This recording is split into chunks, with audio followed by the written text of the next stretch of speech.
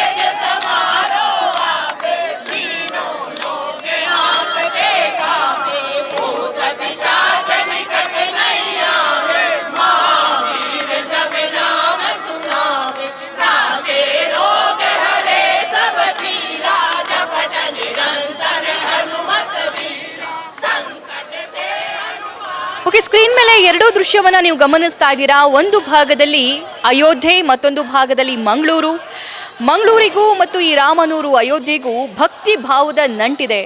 ಸಾಕಷ್ಟು ಜನ ಅಲ್ಲಿ ರಾಮನಾಮ ಜಪವನ್ನು ಮಾಡ್ತಾ ಇರುವಂತಹ ದೃಶ್ಯ ಗಮನಿಸಬಹುದು. ಇದೇ ರಾಮನಾಮ ಜಪ ಇಡೀ ದೇಶದಲ್ಲಿ ಮೊಳಗ್ತಾ ಇದೆ. ಸೊ ರಾಮನ ಭಕ್ತಿಯಲ್ಲಿ ಜನ ಮಿಂದೇಳ್ತಾ ಇದ್ದಾರೆ. ಸೊ ಜನ ಎಲ್ಲರೂ ಕೂಡ ಇವತ್ತಿನ ಈ ದಿನದ ಸಂಭ್ರಮವನ್ನು ಕಣ್ತುಂಬಿಕೊಳ್ಳೋಕ್ಕೋಸ್ಕರ ಕಾಯ್ತಾ ಇದ್ರು. ಇನ್ನು ಅಯೋಧ್ಯೆಯಲ್ಲಿ ಜನ ಲಿಟ್ರಲಿ ಡ್ಯಾನ್ಸ್ ಮಾಡ್ತಾ ಇದ್ದಾರೆ, ನೃತ್ಯ ಮಾಡೋ ಮೂಲಕ ತಮ್ಮ ಸಂತೋಷವನ್ನು ವ್ಯಕ್ತಪಡಿಸ್ತಾ ಇದ್ದಾರೆ. ಅವರ ಸಂತೋಷಕ್ಕೆ ಪಾರವೇ ಇಲ್ಲ ಅನ್ನೋ ರೀತಿ ವಾತಾವರಣ ಅಲ್ಲಿ ನಿರ್ಮಾಣ ಆಗಿದೆ. ಸೊ ಎರಡೂ ದೃಶ್ಯವನ್ನು ಗಮನಿಸ್ತಾ ಇದ್ದೀರಾ. ಒಂದು ಮಂಗಳೂರಿಂದ ಲೈವ್, ಮತ್ತೊಂದು ಅಯೋಧ್ಯೆಯಿಂದ ಲೈವ್.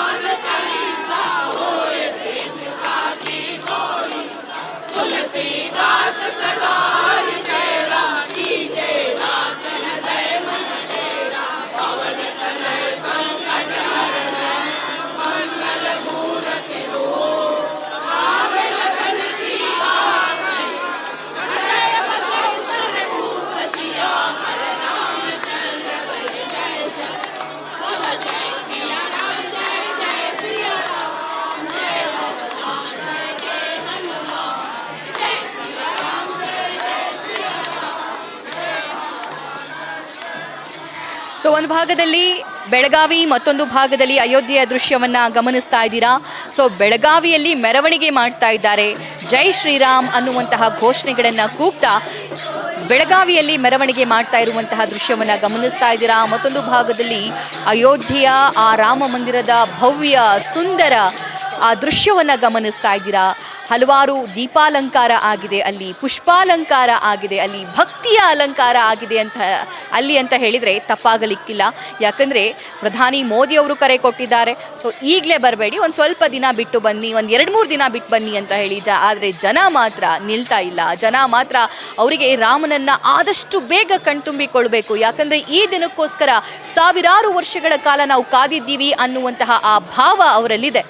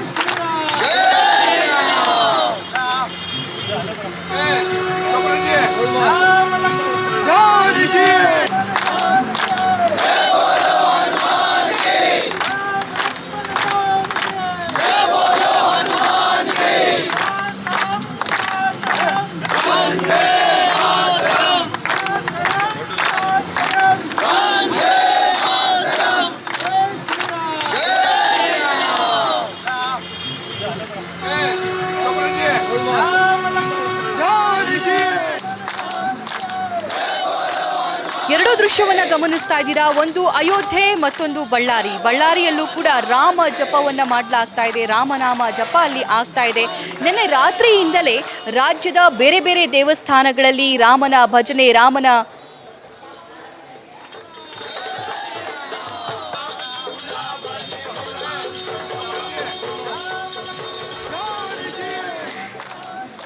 ರೈಟ್. ಇವಾಗ ಮತ್ತೊಮ್ಮೆ ಅಯೋಧ್ಯೆಗೆ ನಿಮ್ಮನ್ನು ಕರ್ಕೊಂಡು ಹೋಗ್ತಾ ಇದ್ದೀವಿ. ಇವತ್ತು ಇಡೀ ದಿನ ಅಯೋಧ್ಯೆಯಲ್ಲಿ ಆಗ್ತಾ ಇರುವಂತಹ ಬೆಳವಣಿಗೆಗಳ ಬಗ್ಗೆ, ಪೂಜಾ ಕೈಂಕರ್ಯಗಳ ಬಗ್ಗೆ, ರಾಮಲಲ್ಲಾನ ಪ್ರಾಣ ಪ್ರತಿಷ್ಠಾಪನೆಯ ಬಗ್ಗೆ ಮಾಹಿತಿಯನ್ನು ನ್ಯೂಸ್ ಫಸ್ಟ್ನಲ್ಲಿ ನಾನ್ ಸ್ಟಾಪ್ ಕವರೇಜಲ್ಲಿ ನಾವು ನಿಮಗೆ ನೀಡ್ತಾ ಹೋಗ್ತೀವಿ.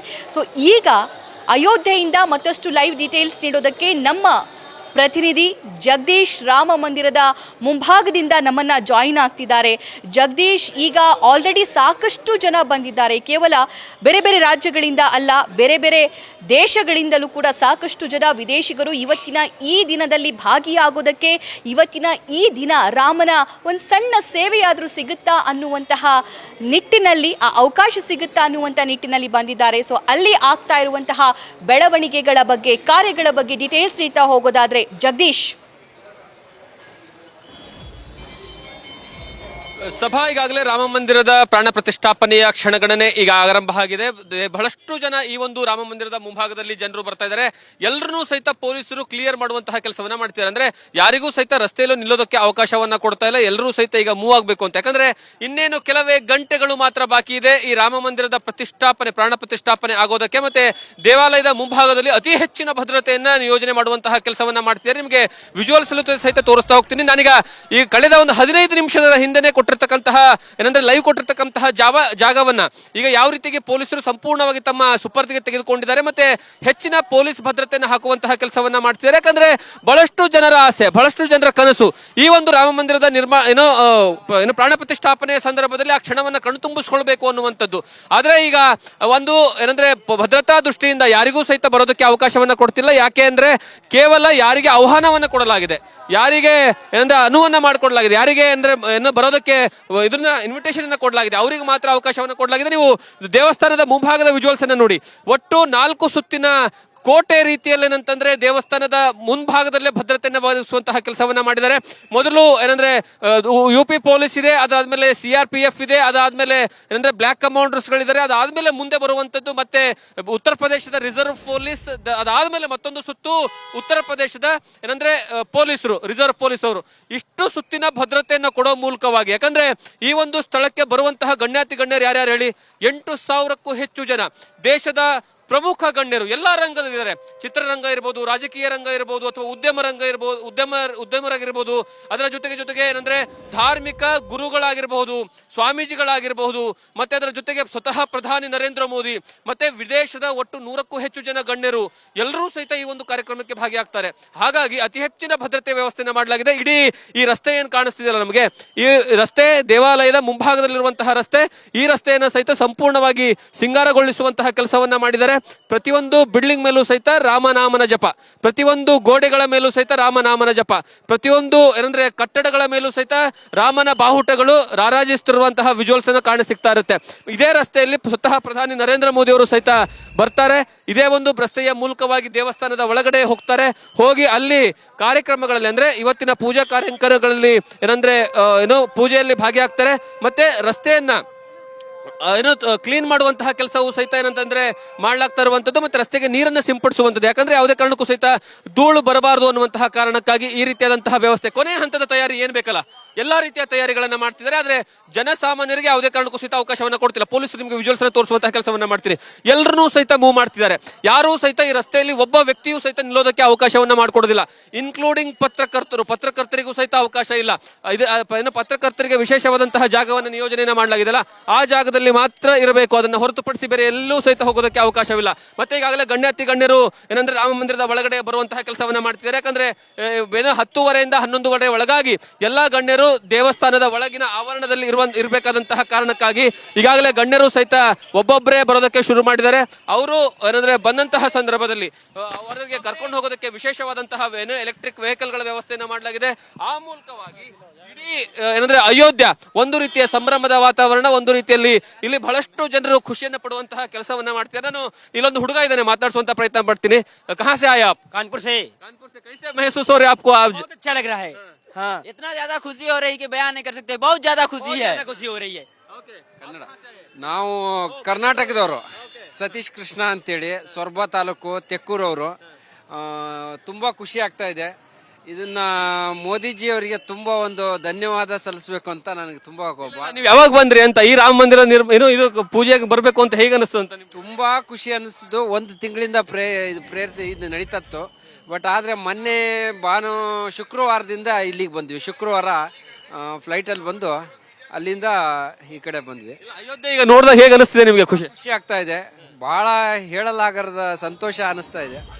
ಬಟ್ ಇದು ನಮ್ಮೆಲ್ಲರ ಭಾಗ್ಯ ಅಂತ ಹೇಳಕ್ಕೆ ಬಹಳ ಇಷ್ಟಪಡ್ತೀವಿ. ಎಷ್ಟೋ ಜನ, ಎಷ್ಟೋ ಪುಣ್ಯಾತ್ಮರು ಇದಕ್ಕೆ ತ್ಯಾಗ ಮಾಡಿದವರು ಇದ್ದಾರೆ, ಎಲ್ಲರೂ ಇದ್ದಾರೆ.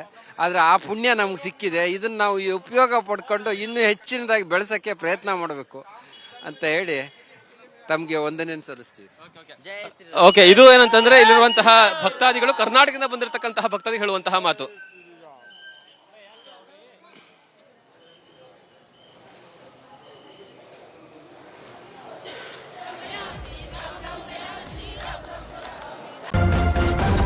ನ್ಯೂಸ್ ಫಸ್ಟ್ ನಿರ್ಭೀತಿಯಿಂದ ನಿಮ್ಮ ಪರವಾಗಿ.